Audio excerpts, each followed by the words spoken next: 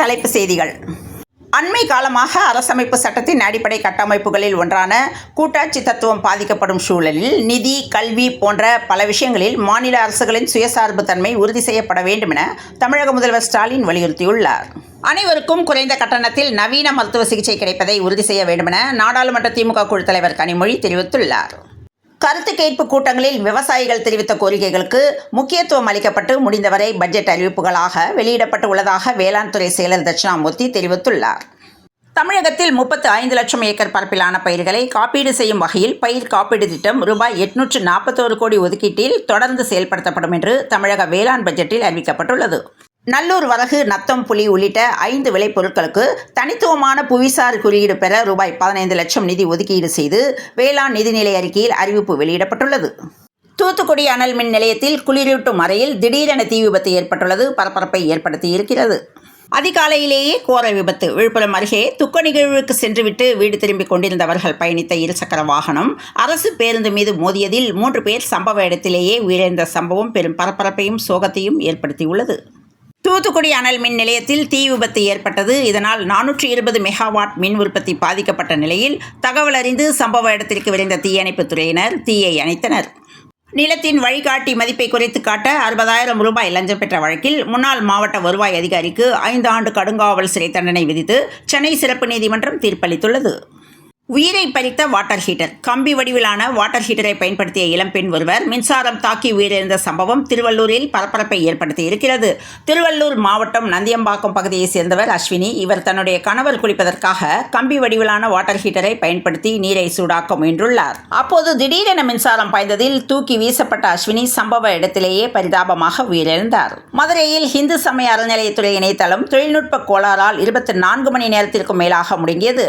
இதனால் ஆன்லைன் கட்டணம் உள்ளிட்ட சேவைகள் பாதிக்கப்பட்டதால் மதுரை மீனாட்சி அம்மன் கோயில் உள்ளிட்ட கோயில்களில் பக்தர்கள் கட்டணமின்றி தரிசனத்திற்கு அனுமதிக்கப்பட்டனர். டாஸ்மாக் ஊழல் தொடர்பாக தமிழக அமைச்சர் செந்தில் பாலாஜியை அமலாக்கத்துறை கைது செய்ய வேண்டுமென பாஜக மாநில செயற்குழு உறுப்பினர் கதலி நரசிங்க பெருமாள் மதுரையில் தெரிவித்துள்ளார்.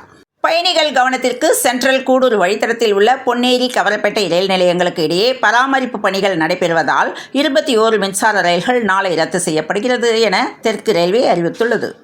ஆட்டோ மீட்டர் கட்டணத்தை உயர்த்துவது, கால் டாக்ஸி செயலிகளை கட்டுப்படுத்துவது உள்ளிட்ட கோரிக்கைகளை வலியுறுத்தி வரும் 19ஆம் தேதி போராட்டம் நடத்தப்படும் என தமிழ்நாடு ஆட்டோ கால் டாக்ஸி ஓட்டுநர் சங்கங்களின் கூட்டமைப்பு அறிவித்துள்ளது. ரயில்வே தேர்வில் 80% தமிழக தேர்வர்களுக்கு வெளி மாநிலங்களில் தேர்வு மையம் அமைக்கப்பட்டுள்ளது தேர்வர்களை அதிருப்தி அடைய செய்துள்ளது.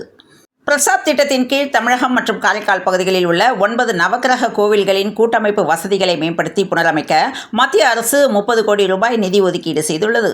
தினமலர் நாளிதழ் மற்றும் கோவை ஸ்ரீ கிருஷ்ணா நிறுவனங்கள் இணைந்து +2க்கு பின் உயர்கல்வியில் என்ன படிப்பை தேர்வு செய்யலாம், எங்கு படிக்கலாம் என்ற பயனுள்ள கல்வி ஆலோசனைகளை வழங்கும் தினமலர் வழிகாட்டி நிகழ்ச்சி சென்னை கலைவாணர் அரங்கில் வரும் 28ஆம் தேதி துவங்கி 30ஆம் தேதி வரை 3 நாட்கள் நடைபெறவுள்ளது.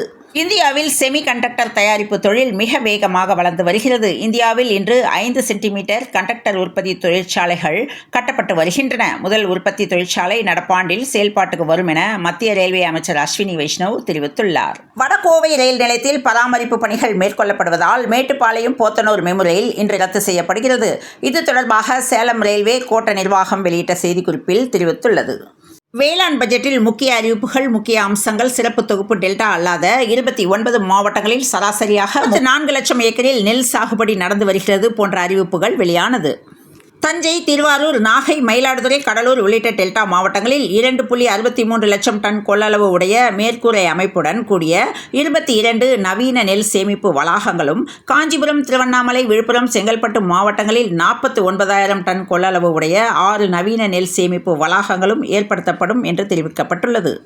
கல்லூரிகளில் இடஒதுக்கீட்டின் அடிப்படையில் சேர்க்கப்பட்ட மாணவர்களின் விவரங்களை கோர மாநில சிறுபான்மை ஆணையத்துக்கு உரிமையில்லை என சென்னை உயர்நீதிமன்ற மதுரை அமர்வு அண்மையில் உத்தரவிட்டது. வேளாண்மையில் காலநிலை மாற்றத்தை எதிர்கொண்டு விவசாயம் செய்ய முன்மாதிரி திட்டம் வகுக்கப்பட்டுள்ளதாக வேளாண்மை துறை செயலர் தட்சிணாமூர்த்தி கூறியுள்ளார். தமிழ்நாடு முழுவதும் விவசாயிகளுக்கான அடிப்படை தேவைகளை பூர்த்தி செய்ய 1000 உழவர் நல சேவை மையங்கள் அமைக்கப்படும் என்று மாநில அரசின் வேளாண் நிதிநிலை அறிக்கையில் அறிவிக்கப்பட்டுள்ளது. கொடைக்கானலில் நெகிழி பயன்படுத்த தடை விதிக்கப்பட்டிருப்பது வரவேற்கத்தக்கது என மொரீஷியஸ் தீவின் முன்னாள் குடியரசு துணைத் தலைவர் வையபுரி பரமசிவம் தெரிவித்துள்ளார். தமிழக வேளாண் பட்ஜெட் குறித்து அண்ணாமலை, ராமதாஸ் உட்பட பல்வேறு கட்சித் தலைவர்கள் கருத்து தெரிவித்துள்ளனர். உலக நாடுகளில் உள்ள தமிழ் சுவடிகளை மின் பதிப்பாக்கம் செய்ய வேண்டும் என்று பழநெடுமாறன் கோரிக்கை விடுத்துள்ளார். எங்கள் எதிரிகளுக்கு கூட்டணியை பார்த்தால் பொறாமையாக இருக்கிறது. நாங்கள் விலக மாட்டோமா பிரிய மாட்டோமா என நாக்கை தொங்கவிட்டவாறு பார்த்து நிற்கின்றனர் என உயர்கல்வித்துறை அமைச்சர் கோவி செழியன் தெரிவித்துள்ளார். பல துறைகளை இணைத்து அவியல் கூட்டு போன்றதொரு வேளாண் பட்ஜெட் தாக்கல் செய்யப்பட்டிருப்பதாக எதிர்க்கட்சித் தலைவர் பழனிசாமி விமர்சித்துள்ளார். டெல்டா மாவட்டங்களில் 22 நவீன நெல் சேமிப்பு வளாகங்கள் ஏற்படுத்தப்படும் என்று வேளாண் நிதிநிலை அறிக்கையில் அறிவிக்கப்பட்டுள்ளது. நிலமற்ற விவசாயிகள் மற்றும் விவசாய தொழிலாளர்களுக்கு 2 ஏக்கர் நிலம் வழங்க வேண்டும். ஒட்டுமொத்த மக்களுக்கான நிலக்கொள்கை உருவாக்கப்பட வேண்டும் என அகில இந்திய பெண் சிந்தனையாளர் களத்தின் அமைப்பாளர் சிவகாமி பேசியுள்ளார். தமிழகத்தில் ஊட்டச்சத்து வேளாண்மை இயக்கம் என்ற புதிய திட்டம் 2025-26 ஆண்டில் ரூபாய் 125 கோடி மத்திய மாநில அரசு நிதி ஒதுக்கீட்டில் செயல்படுத்தப்பட உள்ளது. அரசமைப்பு சட்டத்தின் அடிப்படையான கூட்டாட்சி தத்துவம் பாதிக்கப்படும் நிலை ஏற்பட்டுள்ளது. நிதி கல்வியில் மாநிலத்தின் சுயசார்பை காப்பது அவசியம் என முதல்வர் ஸ்டாலின் பேசியுள்ளார். டாஸ்மாக் ஊழல் குறித்து அமலாக்கத்துறை எந்த நடவடிக்கையும் எடுக்காதது ஏன் என்று சீமான் கேள்வி எழுப்பியுள்ளார். நான் கட்சி ஆரம்பிக்க வரவில்லை. நான் பரமக்குடியில் வண்டி ஏறினது படம் எடுத்து பஞ்சம் பிழைக்கத்தான். காலம் என்னை இங்கு கொண்டு வந்து விட்டது என்று சாணக்கியா நிகழ்ச்சியில் நாம் தமிழர் கட்சியின் தலைமை ஒருங்கிணைப்பாளர் சீமான் தெரிவித்துள்ளார். சென்னையில் நடைபெற்ற தனியார் நிகழ்ச்சியில் கலந்து கொண்ட அதிமுக முன்னாள் அமைச்சர் செங்கோட்டையன் தான் சரியான பாதையில் சென்று கொண்டிருப்பதாக தெரிவித்துள்ளார். விவசாயிகளுக்கு பயனளிக்கும் வகையில் எந்த அறிவிப்பும் வெளியாகவில்லை என்று ராமதாஸ் தெரிவித்துள்ளார். இந்திய அரசியலமைப்பு ஏற்றுக்கொள்ளப்பட்ட 75வது ஆண்டு விழா மற்றும் சென்னை வழக்கறிஞர்கள் சங்கத்தின் 160வது ஆண்டு விழா நேற்று சென்னை உயர்நீதிமன்ற வளாகத்தில் நடைபெற்றது. இதில் கலந்து கொண்ட தமிழக முதலமைச்சர் மு.க. ஸ்டாலின் பேசுகையில் தமிழ்நாட்டின் இருமொழி கொள்கை பற்றி விளக்கமாக தெரிவித்துள்ளார். உச்சநீதிமன்ற கிளையை சென்னையில் அமைக்க வேண்டும் என்று முதல்வர் ஸ்டாலின் மீண்டும் கோரிக்கை வைத்துள்ளார். திருவாரூர் மாவட்டம் மன்னார்குடி தாலுகா கட்டக்குடி பகுதியைச் சேர்ந்தவர் பரணிதரன், வயது 18. இவர் மன்னிப்பை ஏற்க மறுத்த பேராசிரியையால் வருத்தத்தில் தற்கொலை முயற்சி செய்துள்ளார். இந்த சம்பவம் திருச்சியில் பரபரப்பை ஏற்படுத்தியுள்ளது. கோவையில் இருசக்கர வாகனத்தில் சென்ற வட மாநில தொழிலாளர்கள் மின்கம்பத்தில் மோதி ஏற்பட்ட விபத்துக்குள்ளானதில் தீக்காயங்களுடன் கோவை அரசு மருத்துவமனைக்கு கொண்டு சென்றனர். இதுகுறித்து காவல்துறையினர் விசாரணை மேற்கொண்டு வருகின்றனர். சென்னை மெட்ரோ ரயில் நிலையங்களில் அதிகரித்து வரும் பயணிகளின் தேவையை பூர்த்தி செய்யும் வகையில் சென்னை மெட்ரோ ரயில் நிறுவனம் திருமங்கலம் மெட்ரோ ரயில் நிலையத்தில் வாகனம் நிறுத்துமிடத்தில் வசதிகள் விரிவுபடுத்தப்பட்டுள்ளன. தமிழ்நாட்டில் அவசர நிலை இல்லை என்று முதலமைச்சர் மு.க. ஸ்டாலின் பேசியுள்ளார். ஒட்டுமொத்த விவசாயிகள் பயனடைகின்ற வகையில் நிதிநிலை அறிக்கை இருப்பதாக செல்வ பெருந்தகை பாராட்டு தெரிவித்துள்ளார். 1500 கிலோமீட்டருக்கு அப்பால் ரயில்வே தேர்வு மையமா என்ற கேள்வி எழும்பிய நிலையில் மாற்றக்கோரி மதுரை எம்பி சு. வெங்கடேசன் கடிதம் அனுப்பியுள்ளார். 7783 அங்கன்வாடி பணியிடங்களுக்கு நேரடி நியமனம் மூலம் நிரப்ப அனுமதி வழங்கப்பட்டு தமிழக அரசு அறிவித்துள்ளது. திருநெல்வேலி மாவட்டம் கங்கை கொண்டான் பகுதியைச் சேர்ந்தவர் ஏசையா மகன் சுரேஷ், வயது 47. இவர் தூத்துக்குடி மாவட்டம் கடம்பூர் பகுதியில் உள்ள விடுதியில் தங்கியிருந்த மாணவிகளுக்கு பாலியல் தொல்லை கொடுத்துள்ளார். இந்த சம்பவத்தில் சுரேஷை கடம்பூர் போலீசார் கைது செய்தனர்.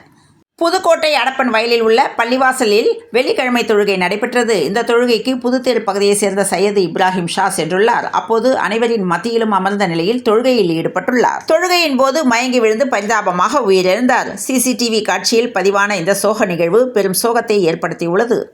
கோவை மாவட்டம் பேரூர் அருகே ஆலந்துறை பகுதியைச் சேர்ந்த விவசாயி கிருஷ்ணசாமி, வயது 62. இவர் வாரிசு சான்றிதழ் கேட்டு மத்துவாராயபுரம் கிராம நிர்வாக அதிகாரி விஏஓ வெற்றிவேலை அணுகியுள்ளார். அப்போது விஏஓ வெற்றிவேல் வாரிசு சான்றிதழ் வழங்க ரூபாய் 5000 லஞ்சம் கேட்டதாக கூறப்படுகிறது. இந்த சம்பவம் தொடர்பாக விசாரணை மேற்கொண்டதில் லஞ்ச பணத்துடன் விஏஓ குளத்தில் குதித்துள்ளார். இதனைத் தொடர்ந்து கையும் களவுமாக போலீசார் பிடித்ததில் கோவையில் பரபரப்பு ஏற்பட்டுள்ளது. சென்னையில் உனக்கு உன் மனைவி செய்வினை வைத்திருக்கிறாள் என்று சிக்கன் டெலிவரி ஊழியரை ஏமாற்றிய பின்னால் அப்பகுதியில் பெரும் பரபரப்பு ஏற்பட்டுள்ளது. கான்பூர் ஐஐடியில் படித்தபோது எனக்கு பயிற்றுவித்த பேராசிரியர் சடகோபன் தான் எனக்கு தமிழையும் தமிழ் கலாச்சாரத்தையும் அறிமுகம் செய்தார். தமிழ் ஒரு இனிமையான மொழி என்று ரயில்வே அமைச்சர் அஸ்வினி வைஷ்ணவ் பேசியுள்ளார். 2025 சீசனுக்கான மகளிர் IPL T20 போட்டித் தொடரில் மும்பை இந்தியன்ஸ் அணி சாம்பியன் பட்டம் வென்றது. முதல் T20 போட்டியில் பாகிஸ்தானை 91 ரன்களில் நியூசிலாந்து சுருட்டியது. மகளிர் T20 கிரிக்கெட் போட்டியில் இலங்கை அணியை வீழ்த்தி நியூசிலாந்து வெற்றி பெற்றது. WPL 2025 இறுதி வரை போராடிய டெல்லி கேபிட்டல்ஸ் வீராங்கனைகள் மீண்டும் மும்பை இந்தியன்ஸ் சாம்பியனானது. சென்னையில் இன்று 22 கேரட் ஆபரண தங்கத்தின் விலை ஒரு சவரன் 65,760 ரூபாய்க்கும் 1 கிராம் 8,720 ரூபாய்க்கும் விற்பனையாக உள்ளது. தென் தமிழகம் மற்றும் டெல்டா மாவட்டங்களில் இன்றும் நாளையும் ஓரிரு இடங்களில் லேசானது முதல் மிதமான மழை பெய்யக்கூடும். இதர மாவட்டங்களில் வறண்ட வானிலை நிலவக்கூடும் என்றும் வரும் 18 முதல் 21ஆம் தேதி வரை தமிழகத்தில் ஓரிரு இடங்களில் லேசானது முதல் மிதமான மழை பெய்யக்கூடும் என்று சென்னை வானிலை ஆய்வு மையம் தகவல் தெரிவித்துள்ளது. தொடர்ந்து இணைந்திருங்கள் பிரபாஸ் கதவம் செய்திகளுடன். மீண்டும் மற்றொரு செய்தியில் சந்திப்போம். நன்றி, வணக்கம்.